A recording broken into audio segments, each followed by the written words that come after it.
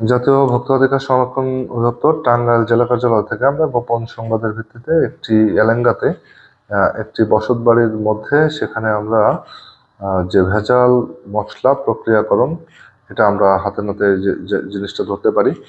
তো সেখানে তারা যেটা করছিলেন যে মেয়াদ উত্তীর্ণ উপকরণের সাথে কিছু ভালো মশলা দিয়ে এবং এর সাথে এক ধরনের পাউডার যেটা তারা এর সাথে মিক্সড করছেন, সেটা হয়তো উজ্জ্বল করার জন্য এবং এই ধুলাময়লা ফাঙ্গাস পড়া যে উপাদানগুলো রয়েছে এই মশলা তৈরির সেগুলোকে চকচক করার জন্য তারা এই ক্ষতিকর পাউডারটার সাথে ব্যবহার করছিলেন। তো এভাবেই furniture just smarter JMG furniture মশলা প্রক্রিয়াজাত করে আসছেন দীর্ঘদিন ধরে। আমরা এগুলোকে আজকে ডিস্ট্রয় করে দিয়েছি, এই কেমিক্যাল যুক্ত যে মশলাগুলো তারা তৈরি করেছে, এবং ভোক্তা অধিকার আইন অনুযায়ী তাদেরকে 2 লক্ষ টাকা জরিমানা করেছি এবং তারা মুচলেকা দিয়েছেন ভবিষ্যতে এগুলো আর করবেন না। এছাড়াও আমরা এলেঙ্গাতে যে পাইকারি ফল বিক্রি করে সেখানে আমরা ভয়াবহ একটা অনিয়ম পেয়েছি যে নিম্নমানের খেজুর, নামি দামি ব্র্যান্ডের যে মোড়ক রয়েছে সেই সকল মোড়ক, বিশেষ করে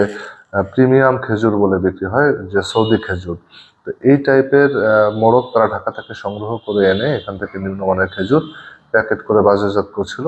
এটা আমরা হাতে নাতে এটা পাই। আমরা তাৎক্ষণিকভাবে ওই প্রতিষ্ঠানের যে মোড়ক করেছিল খেজুরের, আমরা সেগুলোকে জব্দ করে মোড়কগুলো বিনষ্ট করে দিয়েছি এবং তাদেরকে ভোক্তা অধিকার আইন অনুযায়ী 1 লক্ষ টাকা জরিমানা করেছি। এছাড়া অন্য একটি প্রতিষ্ঠান, সেখানে তারা যে অধিক মূল্যে, বিশেষ করে বাজারে এখন চাহিদা থাকায়, খেজুরের রমজান উপলক্ষে খেজুরের চাহিদা থাকায় তারা অতিরিক্ত দাম নিচ্ছিলেন।